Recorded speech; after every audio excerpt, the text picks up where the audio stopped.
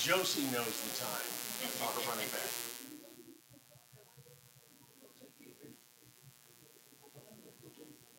Well, good evening, everyone.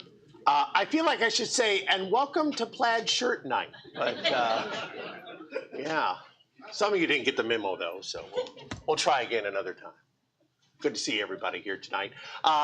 Picking up in our study in the book of Judges, going to be talking about somebody who's really interesting because he's not a judge. I've heard some people call him the anti-judge, in fact, because he's exactly what you don't want if you need to be delivered. He's the worst guy that they can be, and so he's a guy that we're going to be talking about tonight. Some people are going to say he might even be the first king of Israel. I'll ask you what you think when we get into it. Before we get started, though, I've asked Michael Merritt. It's tough that you guys are right there because I'll say Michael. I've got three Michaels. We're going to have to break the Michael King up and spread them out. But Michael Merritt's going to lead us in word of prayer. Dear Lord, we come before you now and thank you for the opportunity to gather together, study your word, spend time with one another. Yes, as we go through this study, that we learn from it, grow as Christians. And yes, Lord, be with those who are unable to be here tonight due to illness or injury, and help them to recover. So meet with us the next week. Amen. Thank you very much, Michael. So grab your Bibles, go over to Judges chapter 9. For the sake of time, we're not going to get to do a lot of reading. We're going to try to do a little bit. But if you're like me and you're listening to the teacher, you're also reading along while you're going, and especially looking to see when the teacher messes up, you can jump in and say, hey, it says right here. I like that. That's okay.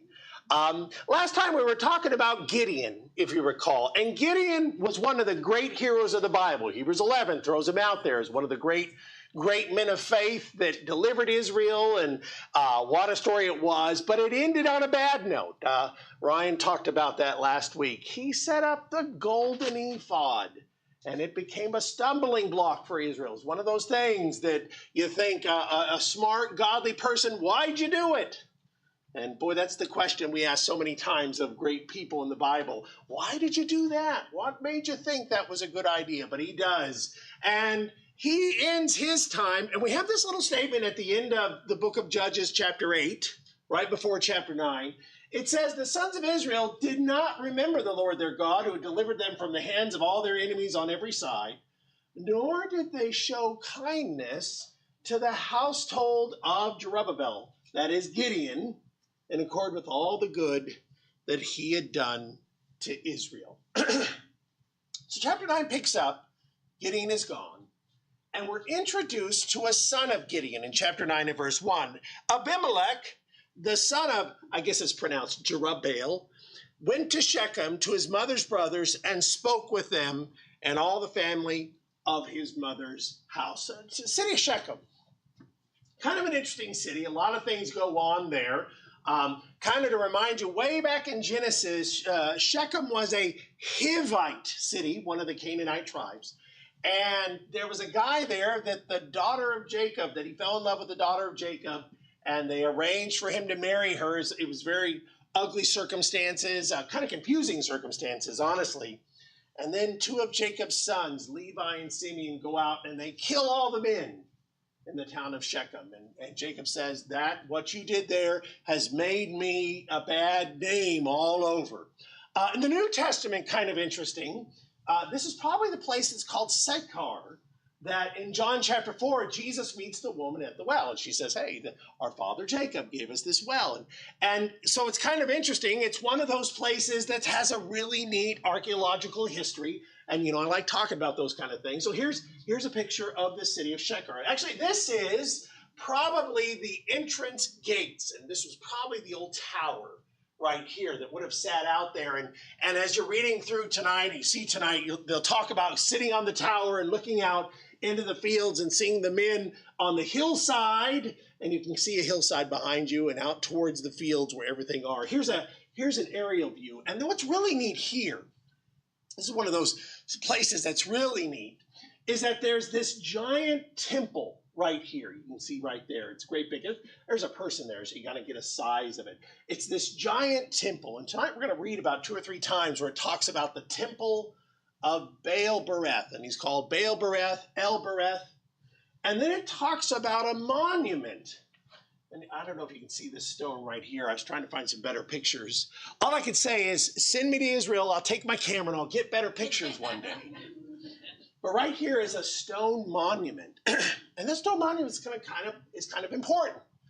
And it's possible, some people think that this stone monument is the very one that I'll tell you what, I don't want to spoil it yet, but it's going to be back in Joshua chapter 24. But it sat out in front of this temple. And so it seems very likely that it's the case that this is going to play important to tonight's story. Now, I think it's in this picture, it's right over here at the base of this big mountain, Mount Gerizim. Anybody remember the significance of Mount Gerizim? I'll give you a hint. In John chapter 4, George? It's the Mount of Blessing, and it's also the place where the Samaritans say is the holy mountain. Right up on top here, the Samaritans gather every year, even to this day, at this mountain. So this is kind of an important place. It's got a lot of history to it, a lot of things going on with it. And it's one of those places that, kind of really gives you that visible sense of the story that we're reading about. I want to talk a little bit more about this temple that we're meeting in Shechem. And I want this to be kind of a warning or a common theme that happens a lot in the Bible, where something good becomes something bad. So we jump back to the book of Joshua, and we're Joshua 24 at Shechem, and it says that Joshua made a covenant with the people that day and made for them a statute and an ordinance in Shechem. Then Joshua wrote these words in the book of the law of God, and he took a large stone and set it up there under the oak. I'm going to jump back. Some archaeologists think that could be the stone, or at least a memorial of the stone. Maybe the stone was destroyed later, we don't know. But the idea is that stone was central to this place. And it says here in Joshua that Joshua was the person that set up this large stone in this place in Shechem. Now, a couple of important words here, that there was a covenant made at this large stone. And it's kind of interesting because the word in Hebrew for covenant is the word bereth, which tonight we're reading about somebody called Baal Bereth. We read about it a couple of times in chapter 9 and verse 4, and you read about 9 and verse 46. So here's what's kind of interesting. This is the kind of thing that happens a lot in Israel. Joshua memorializes the promises made by God. He puts up a stone, not unusual. Remember, like Samuel had the Ebenezer, and you sometimes use these stones. You put stones where they crossed the Jordan. Not an unusual thing to put a stone up, like we put up stone monuments. But what, over the course of a couple of hundred years, did that stone become? An idol. Yeah. And this is a thing that happens a lot in the history of Israel, that they get something or they have something, and over time it becomes an idol. Can you think of another one, George? Aaron's rod is an interesting idea. Yeah, some of the things there. How about, I was thinking of the bronze serpent too, that was raised up, and it says centuries later they started worshiping it. So it's kind of interesting that over time, this monument that Joshua had became, and isn't it just kind of aggravating? A monument to remind us to be faithful to God becomes an idol to Baal. Wow, these guys have really made a mess of things. But I have to think for a moment. This is probably even true today, where the blessings that God gives us in Christ and through the Word, that over time men distort those things, and we create the churches of men and the religions of men, and they can become pretty awful things at times. And so it's interesting how it is that we can corrupt things that God gives us and that we have that were given by God. So I've always thought that's an interesting story. That's not what we're really talking about tonight, but it kind of fits nicely to warn us or to remind us that sometimes even good things can become idols and dangerous things for us to consider. So let's talk about Abimelech. Abimelech shows up there in verse 1. He goes to the city of Shechem. He comes to his mother's brothers. This would be his uncles. Now, Abimelech, as we read forward, we find out is one of the sons of Gideon. Gideon has a lot of sons, we find out. Verse 2, it says there are 70 sons of him. And it seems like those 70 sons have a lot of power in the kingdom. And Abimelech says to his uncles, he says, you know what? You guys don't want those guys ruling over you. You want somebody you're related to, you know? Now, the implication is these are only his half-brothers. So he's the only one that these guys are related to. And they start thinking about this. It goes on to indicate for us, verse 3, they say, yeah, this sounds good. And so they set him up. They take 70 shekels of silver from the temple at Baal Bereth. Again, that's that building that we saw just a moment ago. And he goes out and he hires, the New King James calls them worthless and reckless men. What do you think that's describing? Barbarians, yeah, I like that. That's pretty good. Barbarians, mercenaries. A lot of different words we can describe. Just ruffians, thugs. Kind of interesting enough, by the way, we're going to read about Jephthah later, who's one of the heroes of the Bible. And it's going to talk about the fact that he started off with a group like this. I've always thought that's kind of an interesting story. So he gets this group together. We realize he hires these men to follow him. And he collects all of his brothers. He goes and he meets, it says in verse 5, he goes to his father's house and he kills his 70 brothers. Wow. Kind of the way it reads there, if you're at verse 5, it says that he killed them on one stone. What's that make you think of? Yeah, that's what I was thinking too. It never really says that. But when it says it killed them on one stone, that's a pretty gruesome thing. So we plugged back in that idea a moment ago that in in Judges 8, it said that Israel kind of forgets how, and mistreats Gideon's family. Well, whatever it is, they've all conspired now, and they've just murdered Gideon's sons. Murdered all of his sons? No. Trick question. Two actually lived, right? Because Abimelech's his son. But yeah. That's right. So one of his sons that he goes to kill, it says, it gets away. Jotham is the name of the son. Verse 5 says that he escapes. Now I want to do a little bit of reading here because Jotham, they're going to make Abimelech king beside the terebinth tree. By the way, that sounds kind of like the idea was where perhaps Joshua had set up the memorial stone, or this wasn't the same place, so that might not be the same. Oh no, it is the same place. So it is. So the terebinth tree. Some people would suggest that that's perhaps symbolically the same tree that Joshua had set up his covenant at. Kind of to say this, what's the logic here that the people are reasoning about with Abimelech? George? I've got a question. Oh yeah. Before I answer. Yeah. No. Who lived in Shechem? Were they Israelites or were they Canaanites? That's a great question. In fact, I'm going to come back and I'm going to say, George, you know what, we'll go there in a second. I'm going to say that a lot of people think that, especially this guy, Gaal, G-A-A-L, Gaal, that they think maybe he was a Canaanite because they're going to go and they're going to say, remember our ancestor, and they point back to not the Israelites, but the Hivites. So some people think that they were actually, some of these people are Canaanites and not Israelites. And I got that from reading in the context. It doesn't sound like Israelites. Yeah. Well, I will say this. The Israelites aren't good at sounding like Israelites themselves a lot of times right now. During this time period. Number two, I'll give anybody a bonus point. It's worth nothing if you know this. Who was the city of Shechem given to in the allotments? Well, Manasseh, but the city itself was a Levite city. So it's kind of interesting that there's no mention of Levites. So my thinking is maybe, was it one of the cities of refuge? It was one of the cities of the Levites. I don't remember if it was one of the cities of refuge. I could be wrong about it being a city of refuge, but it was one of their cities. And there's no mention of Levites. So I'm kind of wondering maybe, like I said, nobody conquered this. But a lot of people think that they're still the same descendants of that group that that the original sons of Jacob had wiped out years before. So that's kind of interesting. We'll come back to that in a second, George. But George, you're going to answer our question. Right. Abimelech's mom was from Shechem. And so that makes Abimelech related to all those people. Yeah. Yeah. So they were related. Yeah. So if you're going to have a king, why not have it be your nephew, right? Why not have it be your cousin?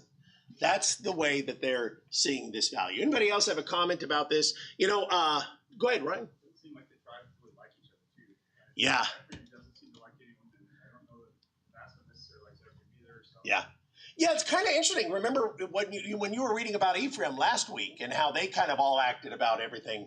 I mean, we're going to have a full civil war at the end of the book of Judges between Benjamin and all the tribes. So it's kind of interesting that they don't get along well, that they really are kind of dividing themselves up pretty badly. So that's a very interesting point, too. Anybody else have a comment or thought on this?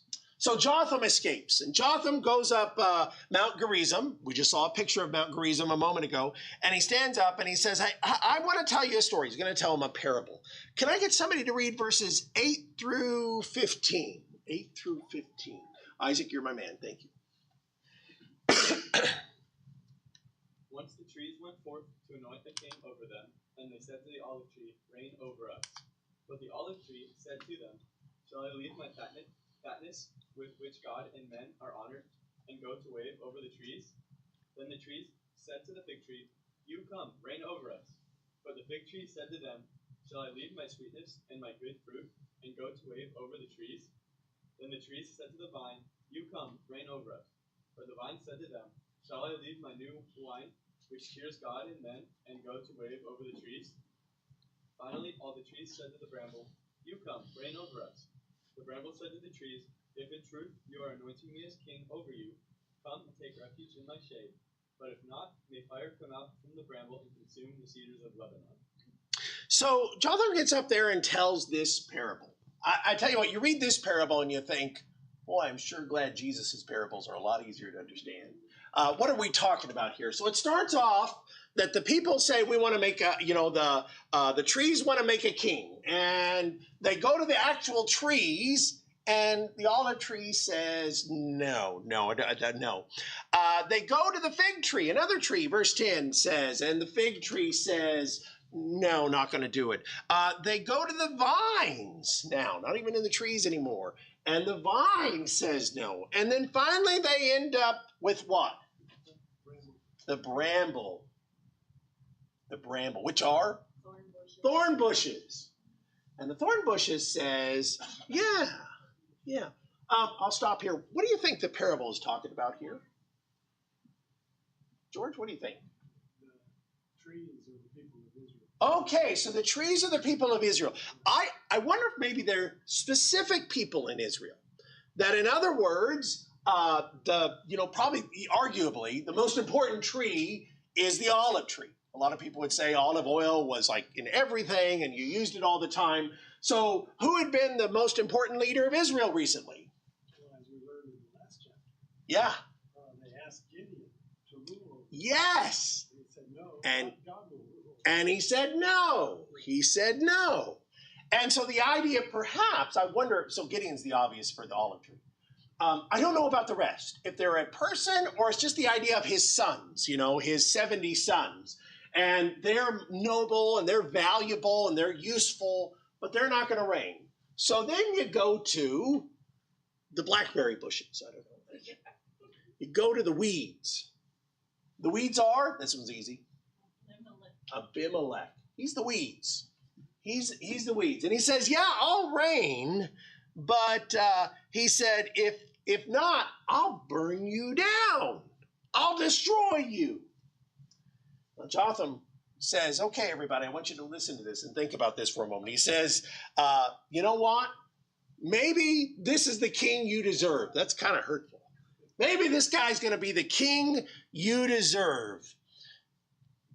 He says in verse 18, but you rose up against my father's house. You killed 70 of them of one stone, and you made Abimelech king over the men of Shechem because he's your brother. He says, if you've done what's right, then great. But he says, if not, then let fire come and take the men of Shechem and the men of Beth Millo and let it devour Abimelech. And then Jotham runs away. That's it. He's done for this part of the story. Jotham is basically making a curse. And he says, you know what, if you did okay with Gideon's family, of course, we all know the answer. They know the answer. Jotham knows the answer. He says, okay, but you know what? If you deal treacherously, you need to look for fire. You need to look for fire. I guess we kind of have already answered this question. Anybody have a thought or comment about this? Go ahead, George. It's interesting because part of it is Abimelech saying that he offers, come and take refuge in my shade. Yeah. Well, bramble bush doesn't have any shade. Yeah. That's usable.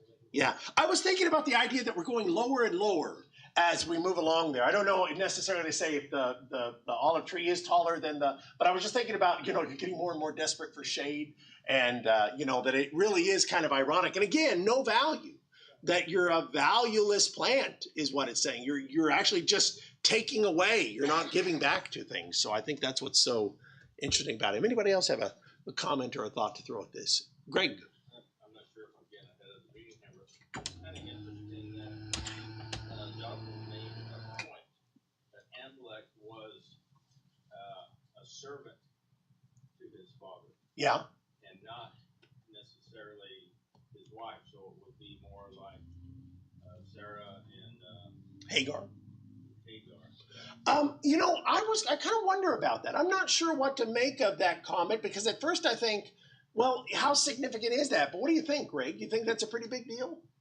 Well, I'm thinking that he's trying to tell him that, like brambles, he's lower.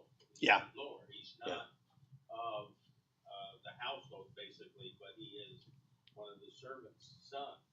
And so who they're choosing is definitely this bramble. Yeah. Because he doesn't hold the honor of, Yeah. I can't think of his name now. Yeah, Gideon. Right.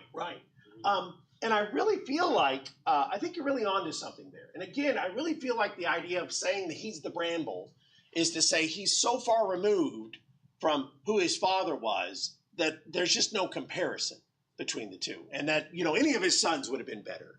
And that they just picked the worst of the worst. They've just picked the worst guy that they could pick, but he's the guy that wanted to be king.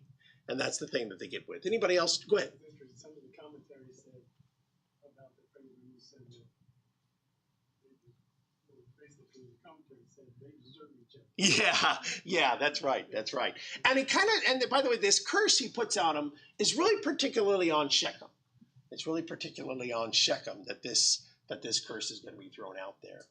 So, next statement we see here in verse 22 is Abimelech reigns over Israel for 3 years.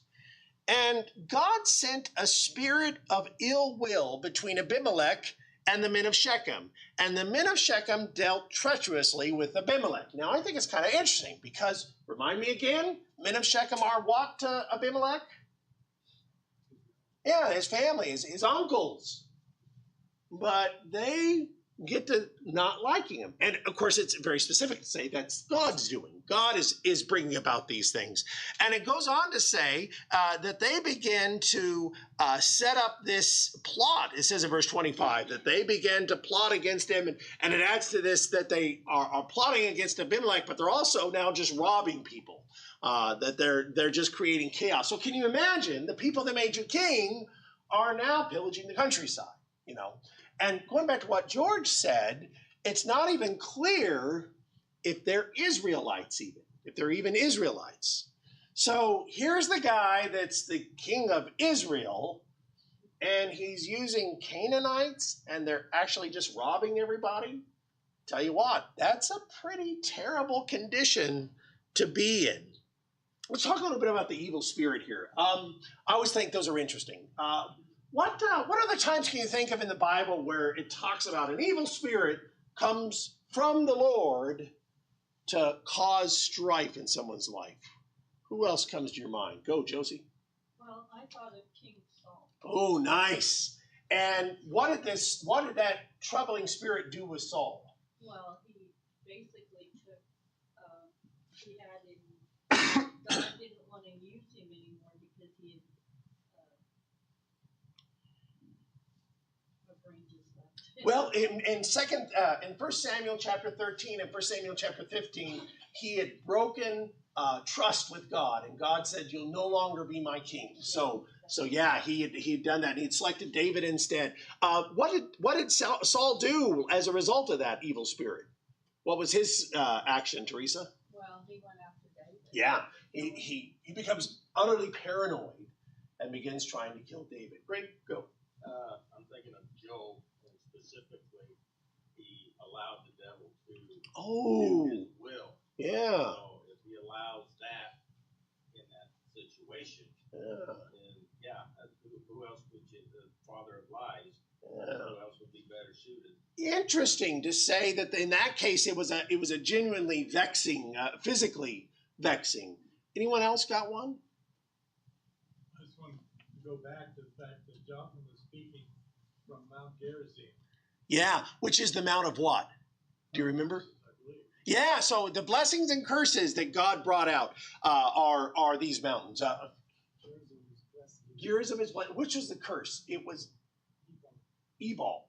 Yeah. So interestingly enough, Not Gerizim. well, what's One interesting? of them said the law. Yeah. And the other said what happens if you break the law. Exactly right. But what's interesting is Jotham's kind of saying both too. If you did what's right, good things. But if you treated badly, I do think that that's interesting that he got up there and said that.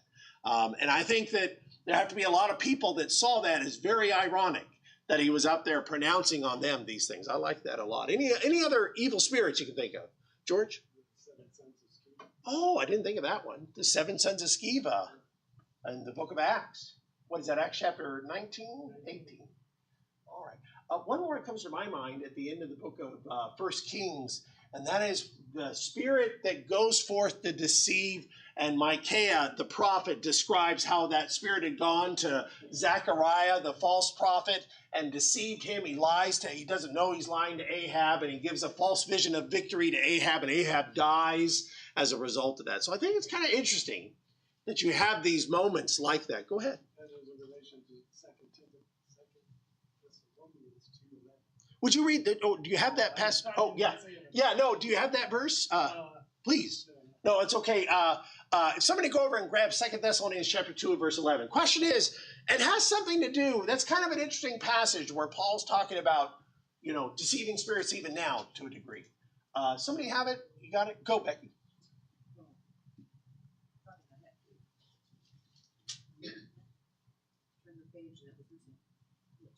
You cutting up your Bible again, pulling pages up. For this reason, God will send upon them a deluding influence so they will believe what is false. So that's an interesting passage where Paul says that if people don't have a love of the truth, God sends a delusion. That translation, was that English Standard, maybe?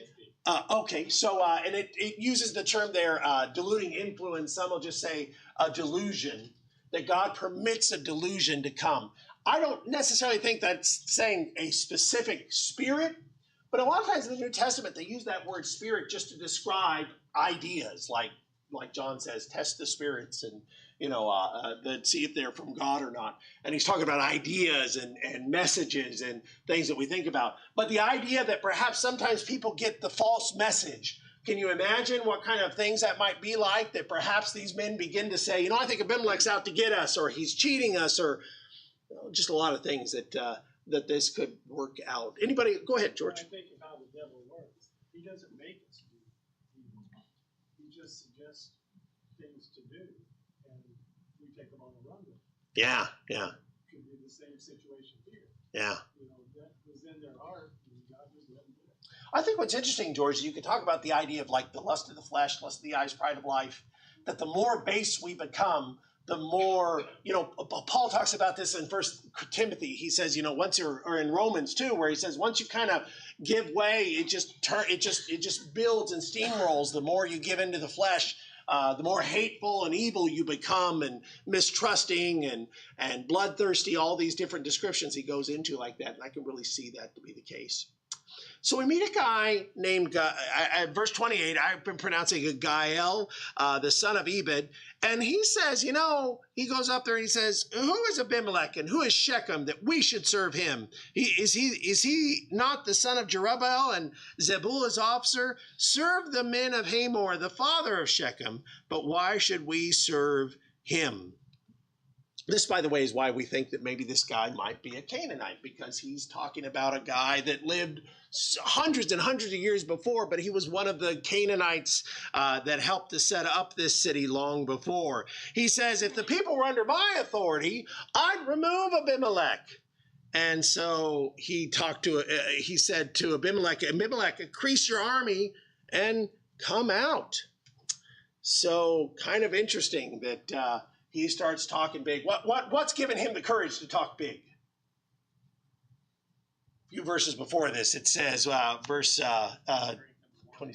Yeah, he's been hit. What we say, hitting the sauce. He's got a bit of that liquid valor that they talk about, foolishness right there.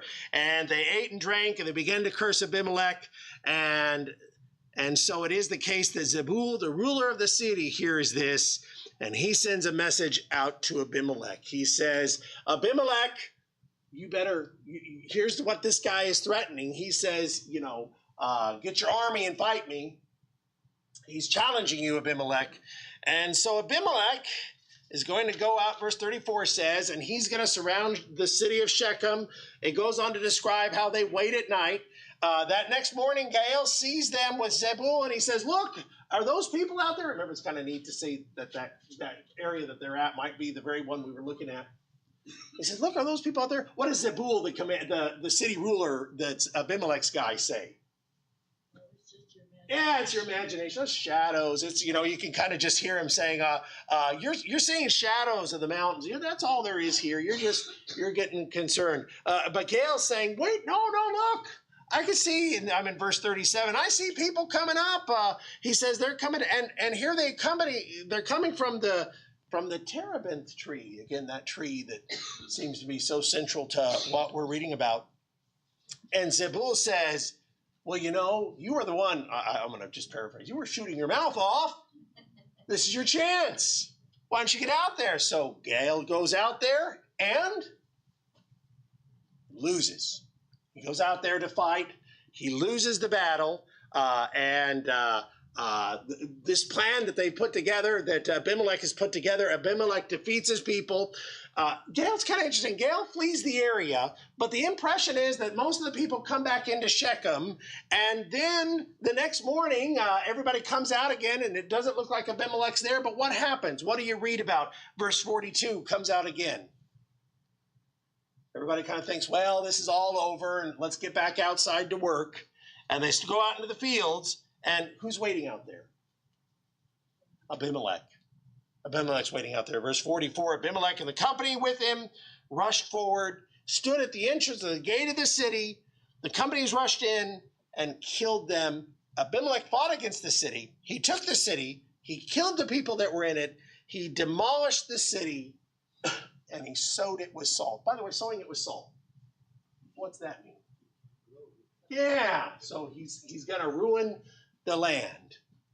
3 years before, his half-brother made this statement, said, if you guys did what's right, may it be good. But if you didn't, he says, you're gonna reap fire.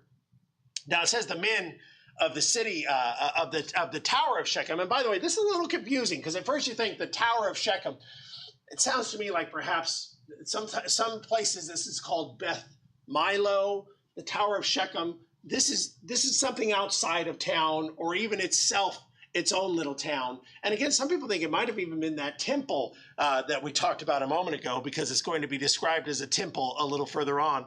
But they gather up and they all hold themselves up in this place while Abimelech is out there. Now it says Abimelech brings down the trees there, and he has all the people bring trees. And what do they do against this stronghold? They set it on fire, just like Jotham had promised. How many people died? It says 1,000 people died. You ought to be thinking right now, he is not my favorite nephew. if you're one of his uncles, and now he's destroyed your city, he's destroyed your fortress, he's bringing down everything about this. So Abimelech is now on a rampage. Doesn't exactly explain to us why, but he goes against the next city of Thebez, and he camps there in Thebez. And Thebez also has a tower in it. And here we're about to get to the, I better jump ahead and get to where I need to be. So he's going to attack the city of Thebez. Now, remind me what happens next. Like I said, we don't know why he attacks this city, but he doesn't make it. Why not? Somebody drops a millstone. Yeah. What's so insulting to him about it? Yeah, wasn't one of the warriors or one of the soldiers. It was one of the women in the city. She takes an upper millstone and she drops it right on his head. Now, by the way, some people think that perhaps in the book of Proverbs or in the book of Ecclesiastes, it talks about a wise woman who delivered a city once. Some people wonder, might even have a footnote that ties it back to this passage. Could this have been her? Whatever it is, she drops this stone on him. It crushes his skull, and he's dying. So he says, kill me. He has himself put to death.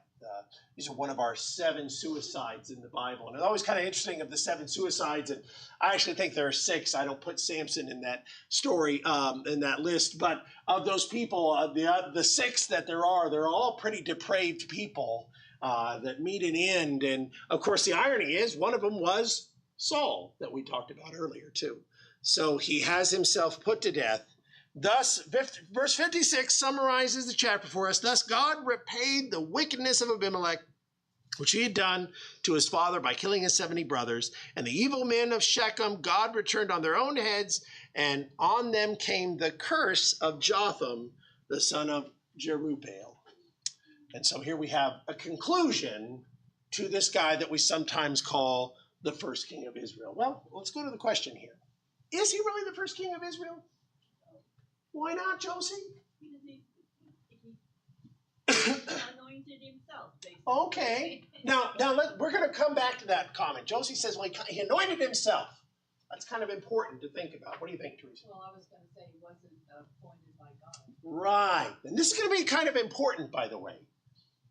He wasn't God's king. Now, you might even go on to say it doesn't even sound like he was really the king of much. I mean, it sounds like he was just the king of Shechem or the king of this small territory outside of Manasseh.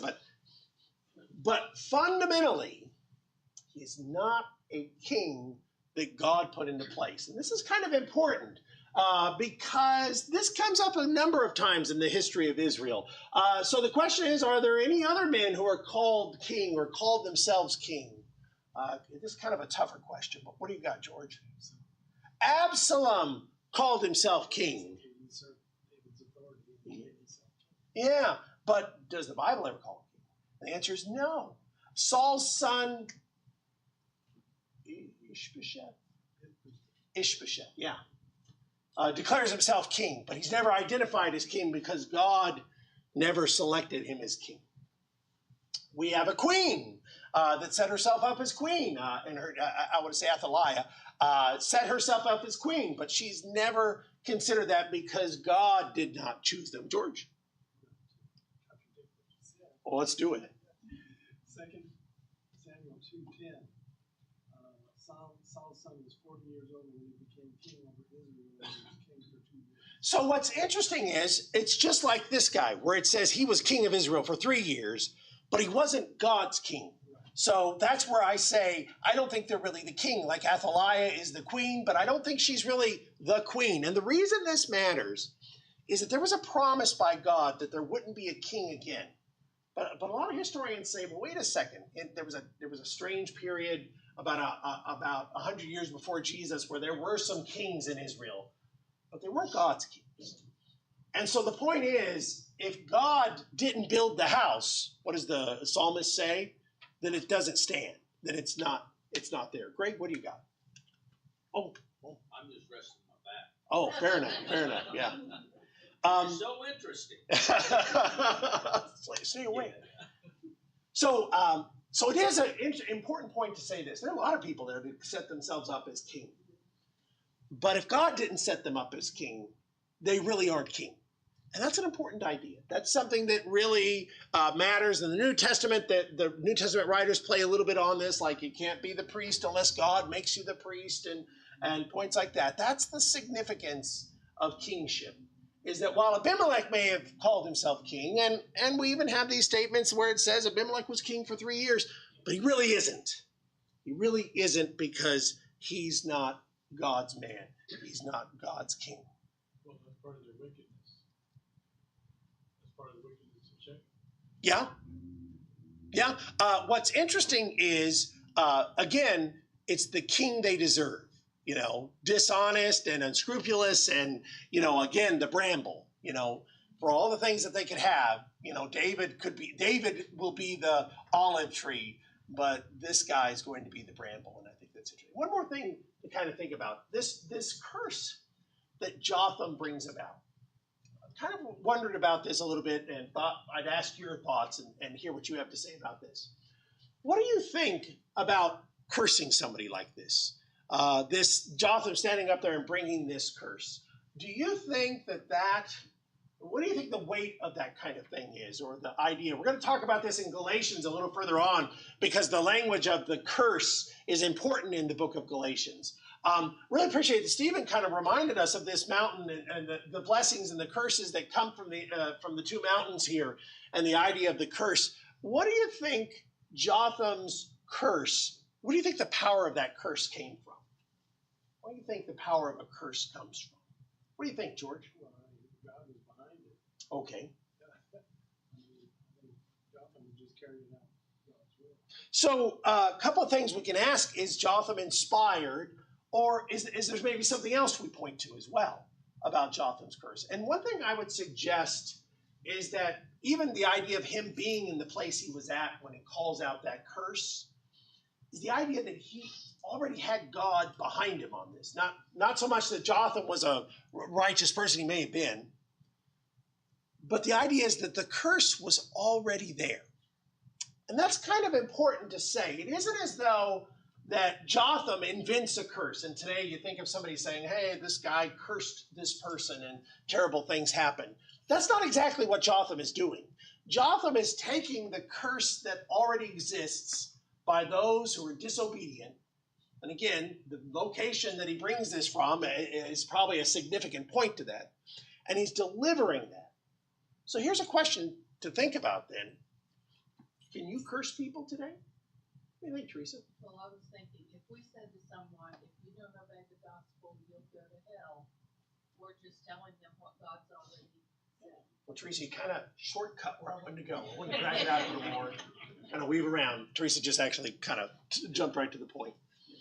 You hold with the gospel a blessing and a curse that you're delivering to people. And when you present to them the gospel, you're giving them a blessing and a curse. The blessing of obedience, but disobedience, the curse. And I think it's kind of important to consider that idea when you see this language of the curse. And when we come back in Galatians in a few, probably not for a few weeks, but whenever we get there in Galatians and we talk about the idea of the curse that's there, and how it is the case that it's not that men bring those curses exist and men are pointing to them. And I think that's a good point to consider with Jotham and what's happening here. This brings us to a close of our time. Anybody have any other comments or thoughts or anything else to add to this guy that's really just kind of a speed bump in the book of Judges, we might say? He's not a judge. He's nothing but trouble, and he ends badly. Anybody have any last thoughts? If not, we're hitting the buzzer and we're calling it time. Thank you so much.